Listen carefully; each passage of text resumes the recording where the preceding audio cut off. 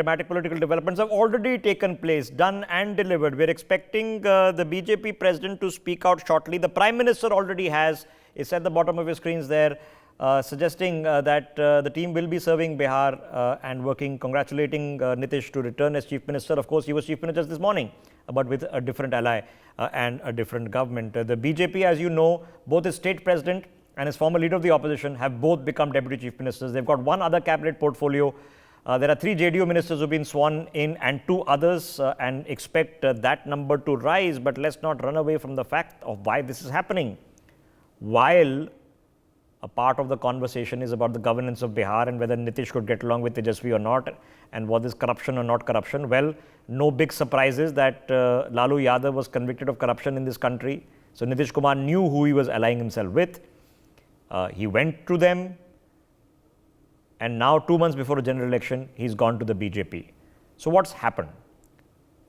Let's pick up that tone and thread of the conversation. Joining us now on the broadcast, Akil Khan is in the studio with me, Himanshu Bhatt joining us on the broadcast, Sumit Peer is also with us. Before I come to you, gentlemen, let me quickly invite into this conversation a perspective on the larger national picture. Arvind Sawant joining us, Member of Parliament for the Shiv Sena UBT. Arvind ji, बहुत-बहुत धन्यवाद हमारे साथ जुड़ने के लिए. Where does this India Alliance go, sir? India Alliance का क्या? What do you think? Right now, he has left from the India Alliance. That is open now. Okay. But the way he has left, I think there must be a plan from the BJP party that they wanted to see him as the chief of the total India Alliance, convener of the India Alliance. And as the India Alliance also must have thought, some top leaders must have thought that he cannot be appointed as a convener. He is not that trustworthy as per his past records. And we are saved that we did not appoint him as a convener of the India Alliance. Because he must have the BJP must have some plan, so that the convener himself joins the BJP party. What would have happened to India Alliance then? Luckily, he is one of the ally of the India Alliance. It's okay. He has left. Now he is known as a Palturam. But today, who is the Palturam? I'm worried because both the people have accused each other. I do remember. Do you recollect that once Nitish Kumar ji has said that I will accept the death, but I will not join BJP. In any case, I will accept the death, but not join the BJP party. Yes. And the other side, Honorable Amit Shah ji has also said the same thing. Even if he comes with the folded hands, I will not accept in BJP at all. Now, who is Palturam? Both the people are Palturam.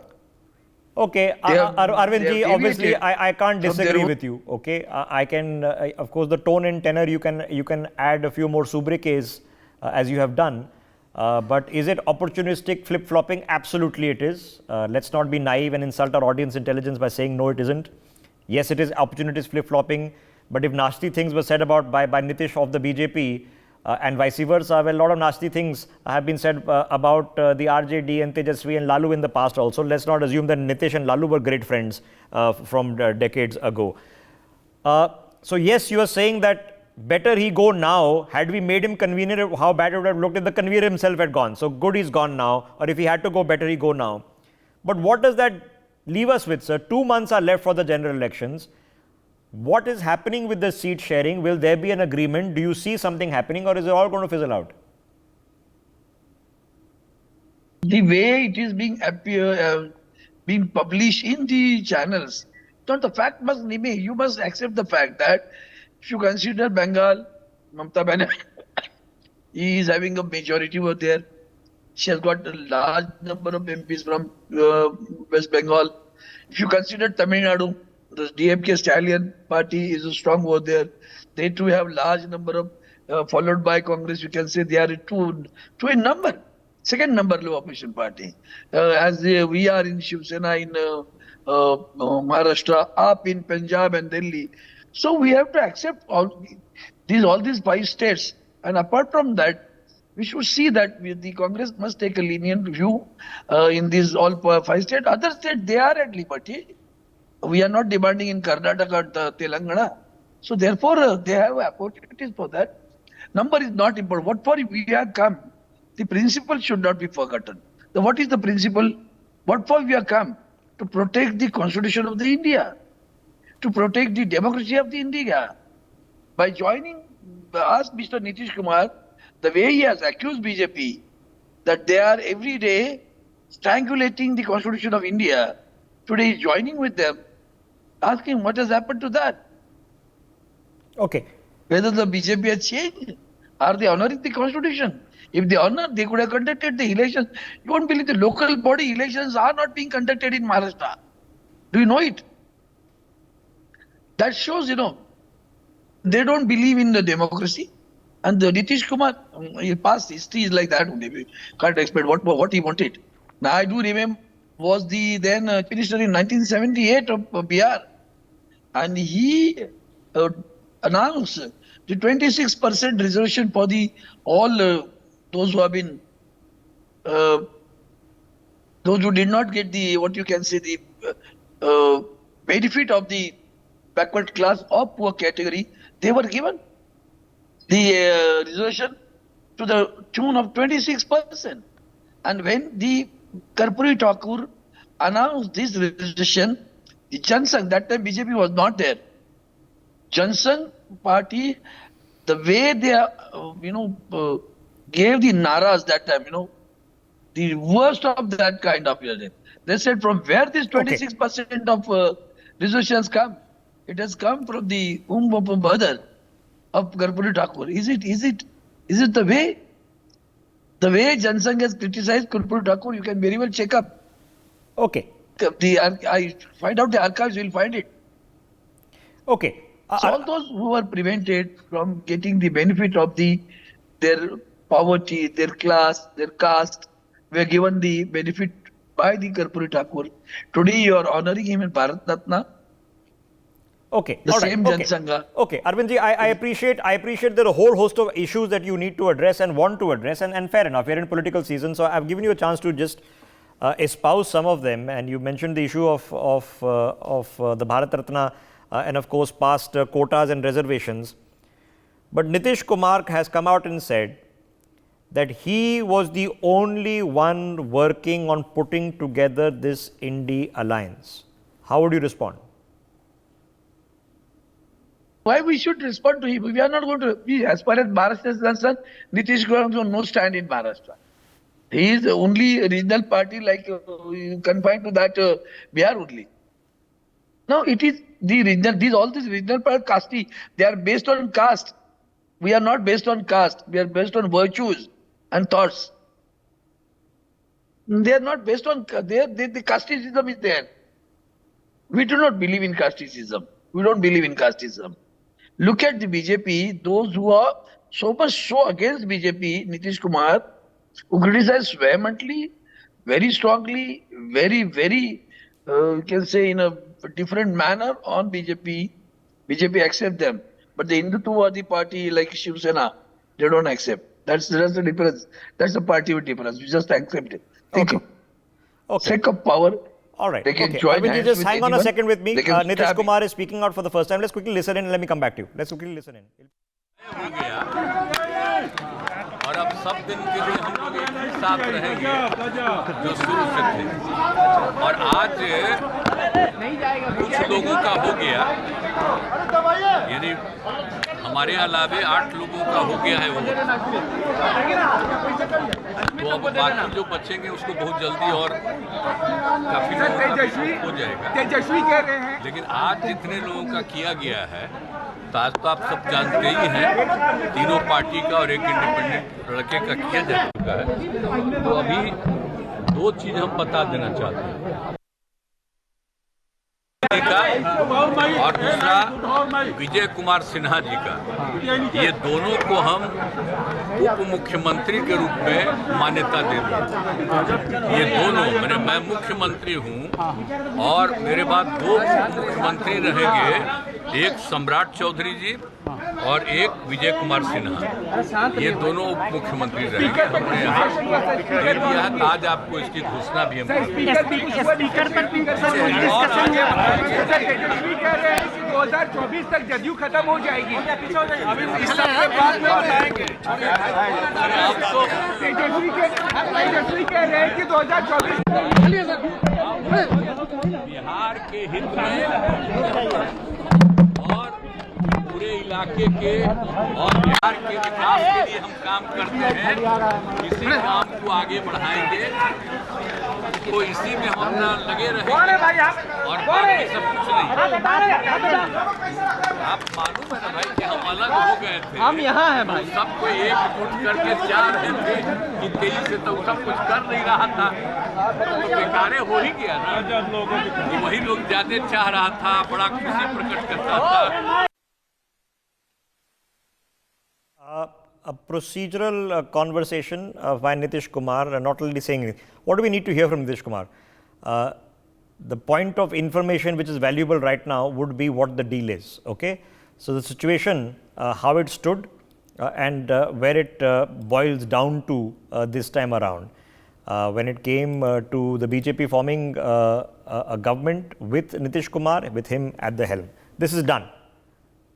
Now the question is, would Nitish Kumar have resigned this morning as Chief Minister only to be sworn in later this evening if the BJP and the JDU had not already agreed on what the seat sharing deal for 2024 is going to be?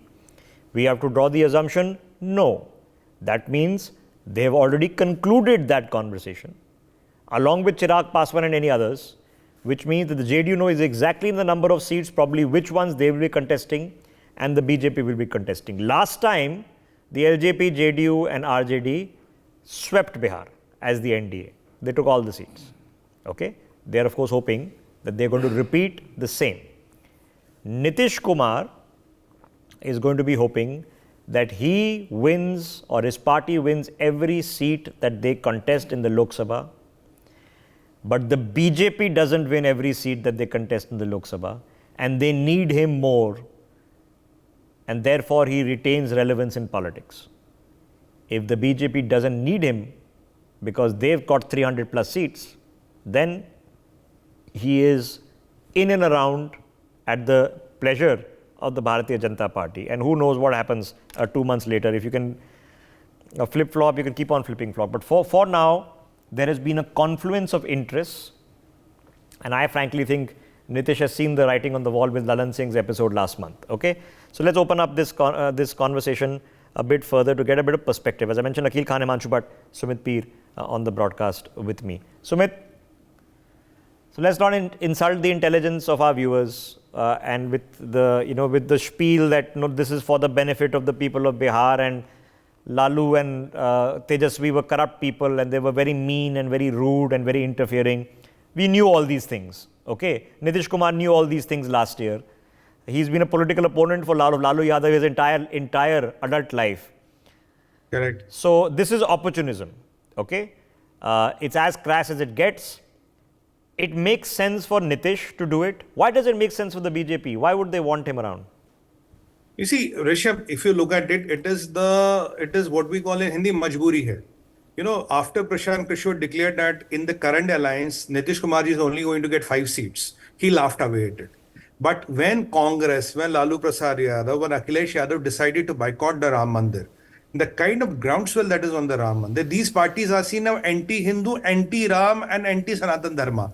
So looking at that groundswell, looking at that euphoria across the length and breadth of India, Nitish Kumar saw it is now or never. Forget the central politics. You might not even be able to have a strong hold in the Bihar politics. And, you know, Nitish tried to ditch BJP because he had prime ministerial ambitions. He knows now it is not going to happen. And with these people to be branded as anti-Hindu, anti-Sanatan and anti-Ram, how long can he be relevant in the politics? So he thought, let me go and hold the hand of BJP, at least swing with the tide. Okay, Sumit, let me ask you a straight question. Since you're not allied to any of these political parties in principle, you're not a party spokesperson, so maybe you can give me a straight answer. Nitish Kumar, I think, spent 1 week as CM in 2000 and then 2005, if memory serves me right. So yeah. 2005, we are in 2024, right? 19 years as Chief Minister. Did he really expect that he could continue as chief minister for another 5, 7, 10, or did he really, or is his term in politics in Bihar, is it over? I think Rishabh, he made a last-ditch effort for Prime Minister. That is not going to happen. Now he has reconciled with that. Now his only effort will be he will try to stick to Chief Minister as long as he can. But look at BJP. Samrat Chaudhary is not Mr. Modi. I mean, not the Prime Minister Modi. It's not Sushil Modi. So what BJP is also playing, they're playing their cards well. Chirag Paswan is somebody in waiting.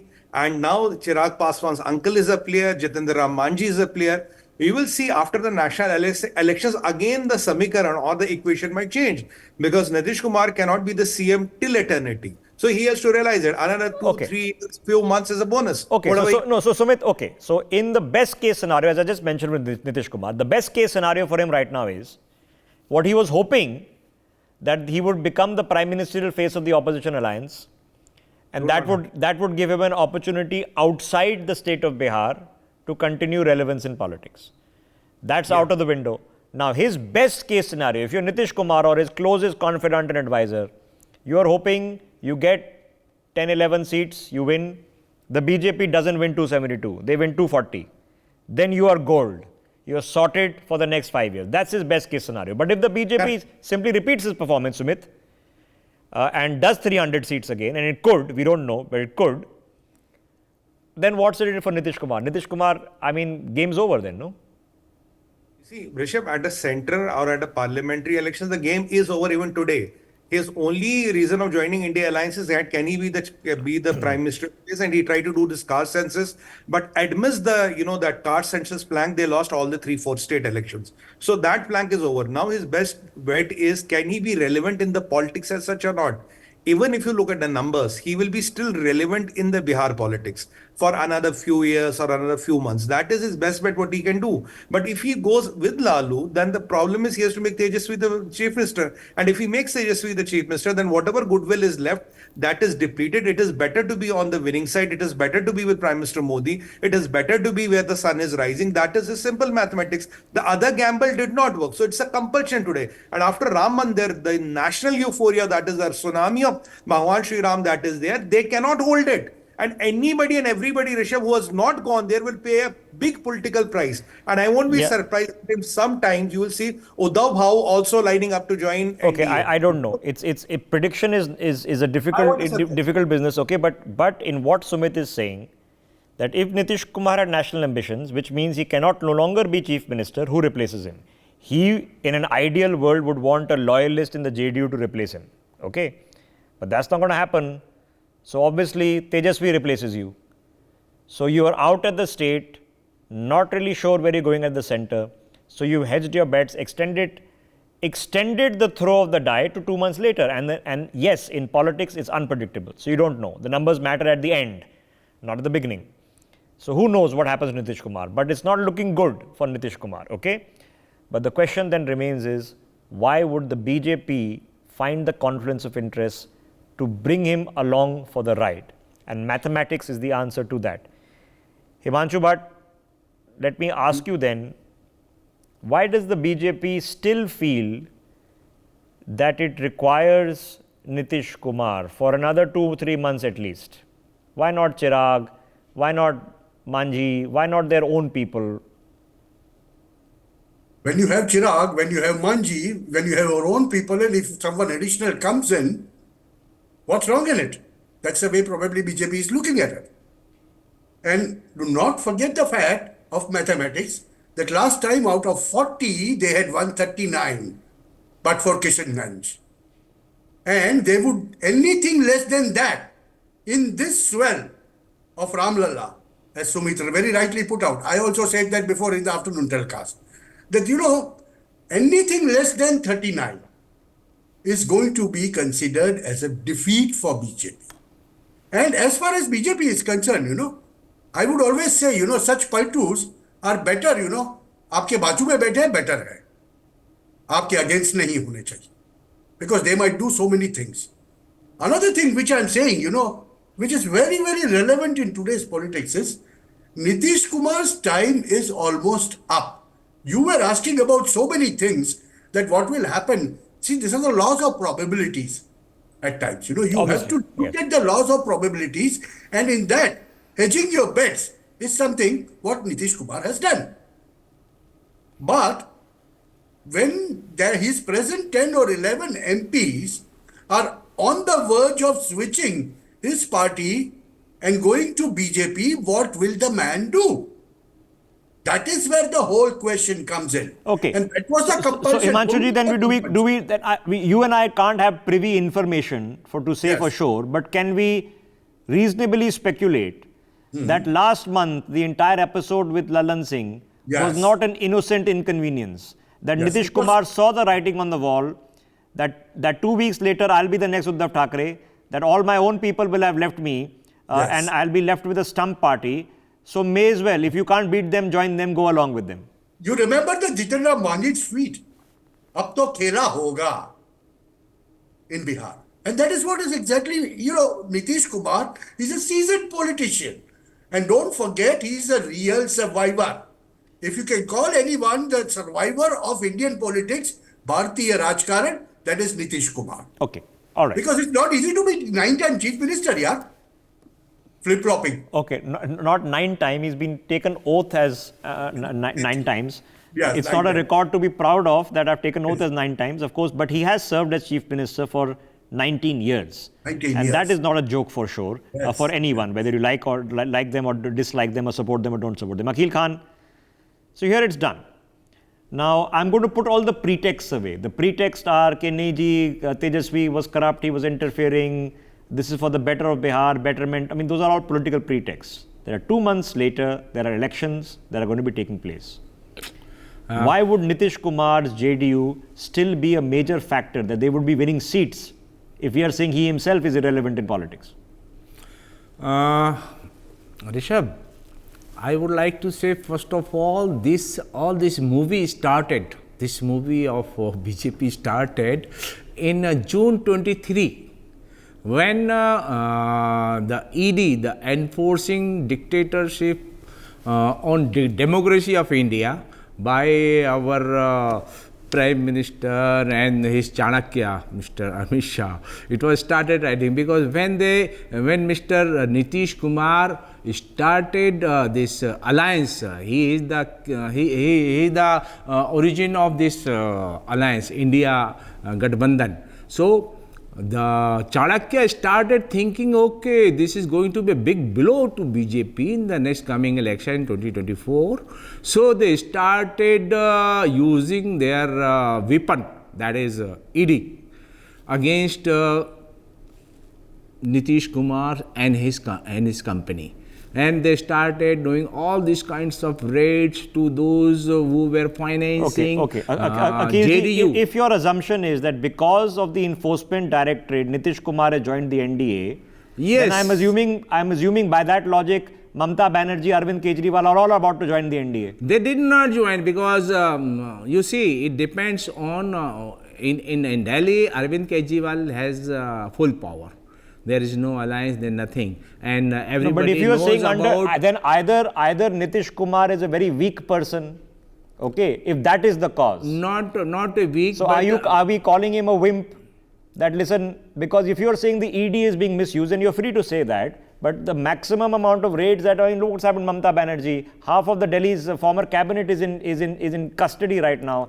I don't hear Arvind Kejriwal joining the NDA. You see, Rishabh, there is big difference between Bihar, Bengal, and Delhi. Because what's the difference? Because Nitish is in minority. He has got only 45 seats, 79 with RJD and 78 with BJP. Still, he was the chief minister. In Bihar, in Bengal, this is not the thing. In Delhi, also this is not thing. And most importantly, there is no record of Aam Aadmi Party or TMC that they were switching over so quickly and so frequently. So it was the record of Mr. Nitish Kumar but if he was frequently doing all these things. If he was so useless, very good target of BJP to change. Up until 2 weeks ago, he was sitting in all the India Alliance meetings. Yes. So if he was such a horrible person, if he was such a wimp, why were all these people sitting with him? It was just for the same practical reasons that the BJP is doing it. Rishabh, he was very honestly doing this alliance job, and he is the originator, and this is the main reason BJP. So what was he forming the India alliance on behalf of the BJP? has become threatened. Okay, now this is going to be a big blow for BJP in 2024, and that has already started. Nobody can stop it. Whatever Mr. Modi and Mr. Shah is doing, that doesn't cannot answer any stop of my it, because this is already all over the India. People has come to know this is the only solution. India Gathbandhan is the only solution against the BJP's corruption. Okay, it doesn't answer my question. My question was a larger one. Okay, that Nitish Kumar has joined the NDA once again. Okay, so I can't even insult the intelligence of our viewers to say that this is anything other than a poll calculation. But to say that till last one month ago he was a nice guy, today he's a bad guy, that's equally duplicitous. Okay, so it's equally idiotic that the person who came out as the key proponent of the India Alliance, who aspired to be convener of the India Alliance, who says himself that he was the one doing the round and traveling all over the country, that this person it was under the influence of the enforcement director. I don't know. Okay, I'm going to draw a conclusion on that. Leave it to. It's writing on the wall, Rishabh. It's writing on the wall. I don't know, sir. I don't know. I'm not in the business of predicting elections. If I could, then you and I would be prime minister. That's not how it works. But it's a matter of opinion. You've heard Akhilji's opinion that this is an ED angle to this. Let me in December, I would say Rishabh, in October it was stopped.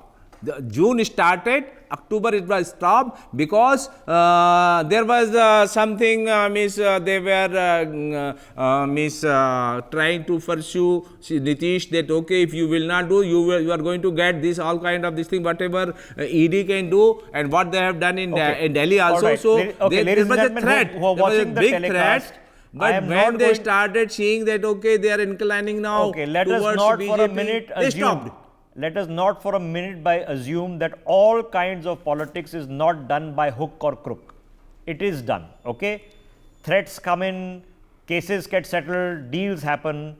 Yes, it is true that in the bottom line there are only two politicians who've been convicted of corruption in this country, because I haven't seen any others.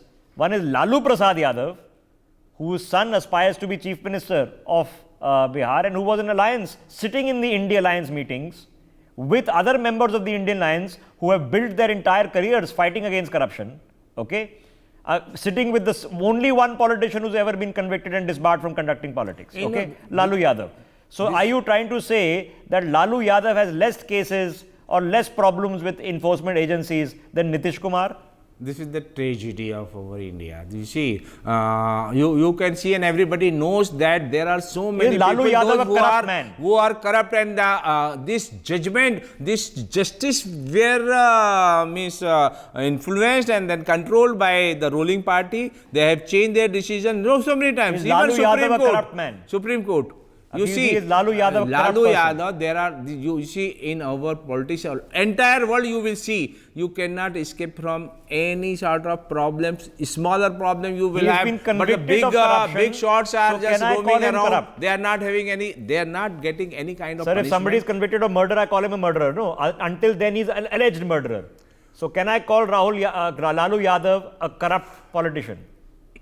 You see, I would say there is not a single person in this world who is not corrupt. Okay. A mother is also corrupt when she is differentiating between two kids. So there is a corrupt definition of corruption is this. Okay, let's get back. Okay, let's get back to the point. But the most important aspect is that what you are doing for the public, for the people of the country. That's the most important. Apparently what looting is the result the people of the country. That's what Lalu Yadav did. Chara scam it was called. You see, Bijli, Pani, Shiksha, Swasth. This is the thing which Aam Aadmi Party, Arvind Kejriwal has changed the total politics, and they have to do it. All right. Now this is all kind of things going on because India Alliance is going to become stronger.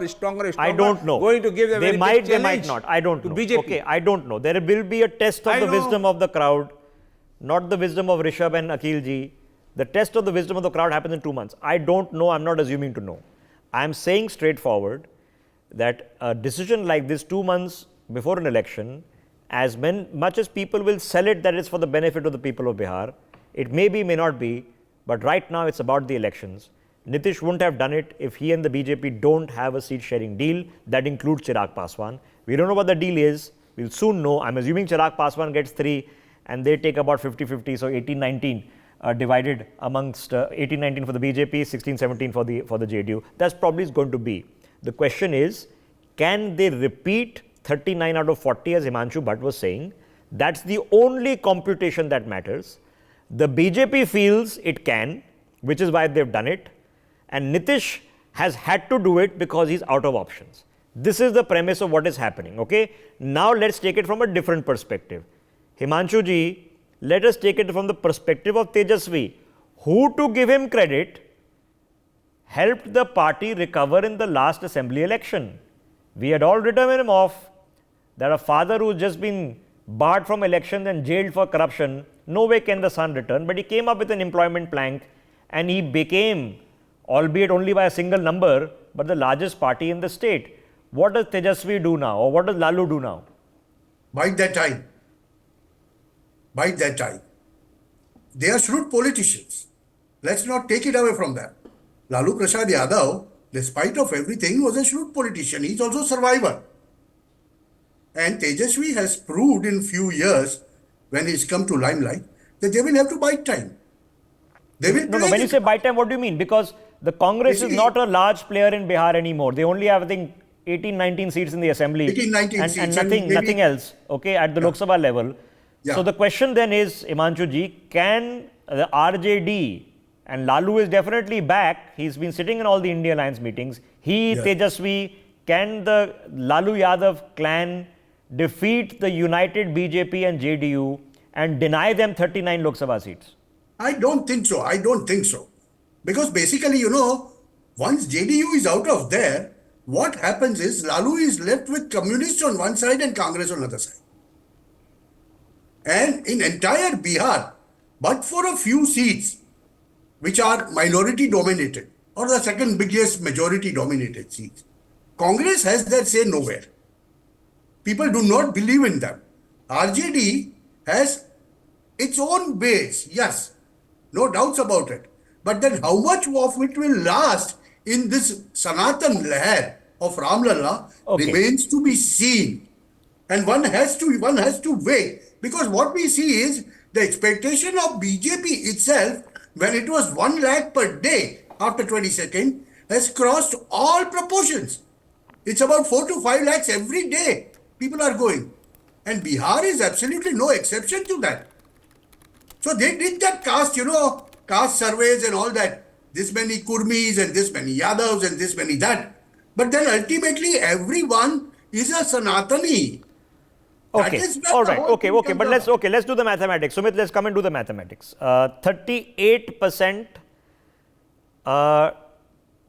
translating into the seats for the BJP of 303, 2019 election. There have been a lot of bypolls in the interim, so don't confuse those current statistics with what happened in 2019, okay? The Correct. Congress with 19.6% vote share, 52 seats. Then you have DMK and Mamta, 23 each. So let's just do the mathematics simple of where it stood last time. 52 Congress, DMK, Mamta, they bring in 45 to the table as they stood at that point of time. That takes you to 97. Okay. Then who's left? Nobody. The list over here is YSR, Jagan Mohan Reddy, Uddhav Thackeray, Nitish Kumar, Naveen Patnaik, Mayawati, Sharad Pawar, Akhilesh Yadav, Sitaram Yechuri, and their respective parties, because they are the respective party heads, which means YSR Congress, Shiv Sena, JDU, BJD, BSP, NCP, Samajwadi Party and CPM.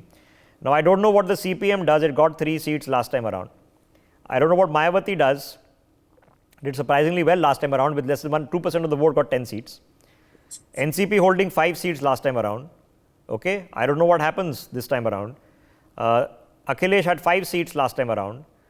Jagan was the next largest party with 22 seats. 22. The Shiv Sena with 18, Nitish with 11 of the JDU, and the BJD 7 of Naveen Patnaik. Okay, so where is the alliance now? What happens now with just the numbers? Even all these together obviously don't make a majority because the BJP got 303. So who has most to gain now, Sumit? Which of these people come together now? I think, Rishabh, practically talking, if you look at mathematically, which you brilliantly put, there is no alliance today. It is not a viable alliance, it's not a compatible alliance. And the biggest thing is, when Nitish Babu leaves, the message to the people who are on the fence is very sure, do not waste your vote with them. Because I've been always questioning, what is your vision? What is your mission? What is your manifesto? You cannot come to power by Modi ko hatana. Modi ko hatana, kyun hatana? What do you bring to the table? They never had an answer. Now tell me, why does Mamta say that Rahul Gandhi cannot enter Siliguri? And when he is supposed to enter Bihar, he is supposed to enter from Punia. Punia is a JDU seat. Why will Nitish Babu let him enter through JDU? So the Nyaya Yatra and all is already called off. Before that, Bharat Jodo Yatra did not cut hikes we have seen in the elections. And then the Congress has this arrogance that I am going to do the things. Last time, they remember the meeting in Bangalore. Nitish and Lalu Yadav left around 1.5 hours before when they were questioned, India Alliance people. They said, they had a flight to catch. Obviously, they have chief minister. They will have their own plane. They're not looking for you and me for a flight to catch. They can always delay a flight. But they're always showed their cracks. There's no visible seat sharing arrangement. Today, mathematically, practically, logically, there is no alliance. Mamta Didi is telling you, I'll give you But two seats. without it, Sumit, without it, okay, there is no mathematics. And if you say there is no plan, then how does it work? So the question then for the Congress party then becomes is, should the Congress party accept that it will contest less than the majority number of seats? 272 gives you majority in the Lok Sabha. I think, and the Congress says, okay, we won't even contest 272. So no way can we ever form a government on our own accord. But we will then divide these seats up and let these people contest because we have the best chance. Why is that unreasonable? You see, for Congress, the entitlement is there. It's not a cadre-driven party. It is about a family. The family has to be in the center. If you look at DMK, it has to be the Karunanidhi family which is at the center. So now there were some rumors some time back that Congress is only going to contest 255 seats. Now, if that rumor is true at 255, you are not even at the halfway mark. Okay. So how to make it anyway? So for Congress, I tell you, Rishabh ji, when alliance was formed, I was on NewsX. I have been telling one day from point one statement from day one. They have just made the alliance to make sure BJP doesn't cross 400. Okay. So we just hold your thought. Let's just listen into what JP Nadda is saying. Then we'll come back. तो बिहार हमेशा विकास की गति को एक अपने आप में गति मिली है और इसमें भी कोई दो राय नहीं है कि वर्तमान परिस्थिति में लॉ एंड ऑर्डर एक तरीके से चरमरा रहा था। आज जब भारतीय जनता पार्टी के साथ और एनडीए का अलायंस बनता है तो स्टेबिलिटी आती है और उसी से लॉ एंड ऑर्डर को कंट्रोल करने में एक बहुत बड़ा एक अहम भूमिका भी रहती है।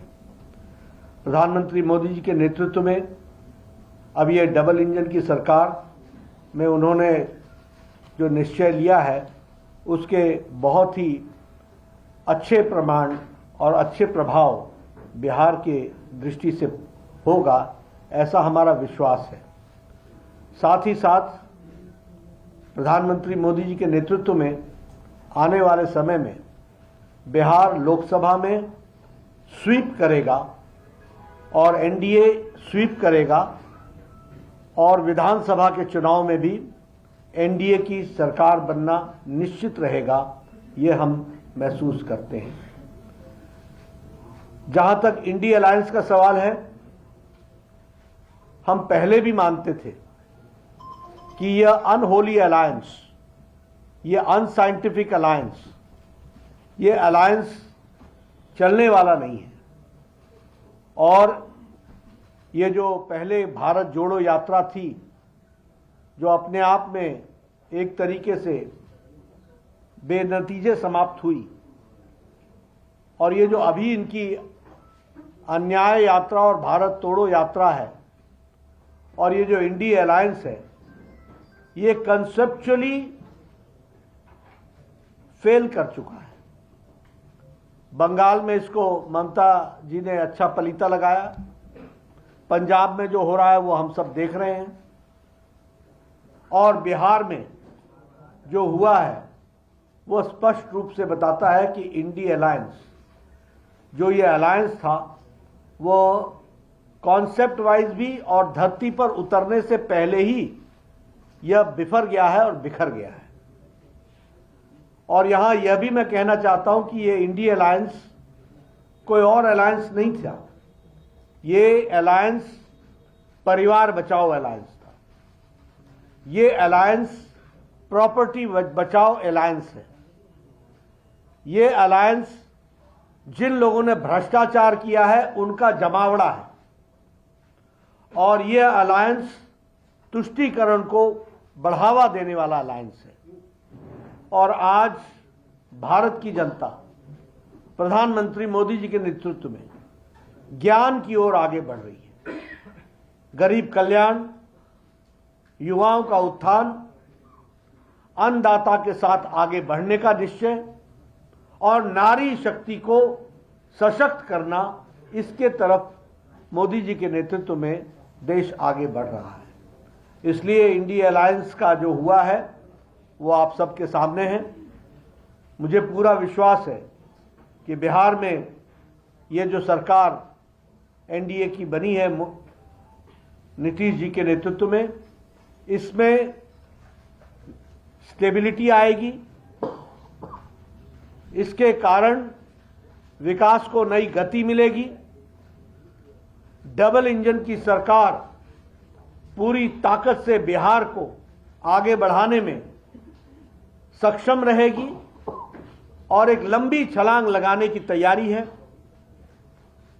और इसके साथ साथ सबका विकास, सबका विश्वास, सबका प्रयास और सबका साथ, इसको लेकर के चलने वाला ये जो मंत्र है, इसको हम आगे बढ़ाने वाले हैं। इसलिए उज्जवल विकास के लिए और उज्जवल बिहार के लिए यह जो नई सरकार एनडीए की बनी है, मुझे पूरा विश्वास है कि ये एक उज्जवल बिहार को बढ़ाने में सक्षम रहेगी, ऐसा मेरा मानना है। धन्यवाद। लगता है लोकसभा चुनाव में सब कुछ अच्छा रहेगा, क्योंकि 2019 में 39 सीटें जीती थी आप लोगों ने। नीतीश कहीं नहीं नाराजगी थोड़ी बहुत नीतीश को लेकर जीत में दिखी थी जनता की। हम स्वीप करेंगे लोकसभा का चुनाव। बिहार में हम सभी सीटें जीतेंगे। बहुत बहुत धन्यवाद। Okay, so there you have it, short and sweet by the BJP president. He's addressed the 2 points. One, of course, was about the governance of Bihar. And you being an astute politician, so the primary focus has to be for the people who voted you into as MLAs and party formation of the BJP holding 78 seats in Bihar, that the focus should be on Bihar. But not shying away from the fact also that yes, a Lok Sabha election is coming up and they intend to sweep it, and making the point that he feels that the India alliance is gone. Quick last thoughts from my guest before we take a break. Sumit, Yes. what next? What next in terms of big ticket developments ahead of the Lok Sabha elections? I think, Are we expecting some other major development in the NDA? Are we actually expecting the India Alliance to come up with a seat sharing formula that is publishable? I think, Rishabh, the India Alliance will try to get into a face-saving mode. They will try to assume, presume, and believe alliance is still intact. The alliance was made just to make sure NDA doesn't cross 400, because if NDA crosses 400, BJP will have the power to amend the constitution, and a lot of private limited companies, Parivarwadi companies, will be closed for good. So they are just trying to save that, and that is what Nadda ji rightly said. Parivar or property ko bachane ke liye. They are trying to save these two things. Now, with this thing happening, at the perception battle, at a perception level, India alliance does not exist. So the people who are still, contemplating to should we go this side or that side, the fence hedgers, they have already decided, let's not wait their vote. My estimate today is NDA plus BJP, the alliance is at 408. That is what my personal estimate is. I may be right or wrong. That's the number I give it today. Okay, we don't know. Okay, all right. But then the question, Himanshu ji, for you is, what does or should or can the Congress comprehend doing other than giving it a best shot with their election campaign? Should they give up the seat? Should they not contest in large swaths of UP, in Bengal, in Tamil Nadu, potentially in Bihar either? First thing they must do is remove Rahul Gandhi out of politics for 3 months, so that he doesn't come up anywhere and make goofs up. Because Rahul Gandhi is their biggest problem. It's BJP that he canvasses for. This is what I feel. Being in politics, covering politics for 30 years and commenting on it, I can very well say that I have not seen a political leader so naive as this one, if I put it very right. What Congress can do and contemplate is concentrate on their strengths, and which is still there. They have a sizable chunk of voters in Rajasthan, Madhya Pradesh, Gujarat to an extent, and to an extent certain parts of Maharashtra. Concentrate there and try and win as many as you can. But I have a very strong feeling that, Congress by themselves अपने पैर पे कुल्हाड़ी हमेशा मारते हैं, अपना पाँव खुद काट लेते हैं. Okay. And this is what they have been doing, and they will continue to do so. Okay. So this is what is my view. I need to take a quick break. Ladies and gentlemen, I'll leave it to you with the complexity and the fascination of it for a observer, a passive observer. You'll be participating in the process yourself, so you get a chance to have your say in a couple of months' time. But as a passive observer, it's a very difficult conundrum.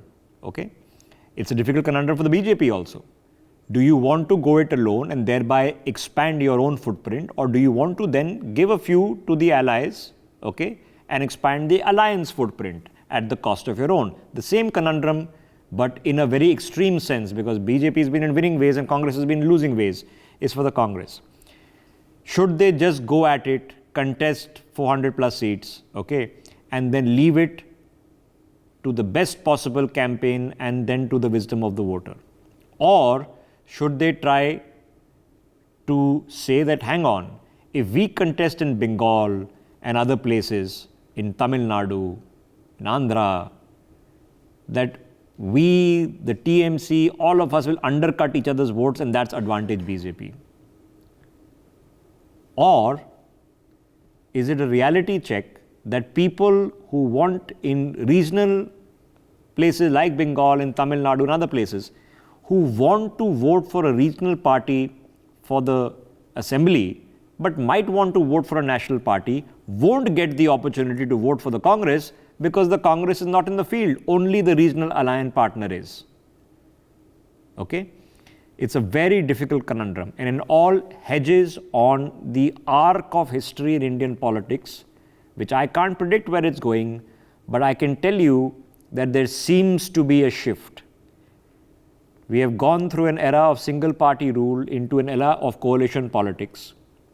We have been in an era for the past 10 years where despite coalitions, there has been a single party that has been capable of forming the government. If that is an arc of history, that is to the benefit of the Congress, just like the past 30 years have been to the detriment of the Congress. The Congress, ladies and gentlemen, its decline did not begin with Narendra Modi. Its decline began when its own people started to leave and eat away at it at the states. That's when the decline of the Congress began. Narendra Modi has just been here for the past 10 years and the performance of the Congress has gone further and further. It is an interesting conversation because the Congress wants the best, the BJP wants the best. There aren't unlimited seats and everybody can't form the government. There can only be a few winners. We will find out very shortly who they will be in a couple of months. For more such videos, subscribe to the NewsX YouTube channel, hit the bell icon.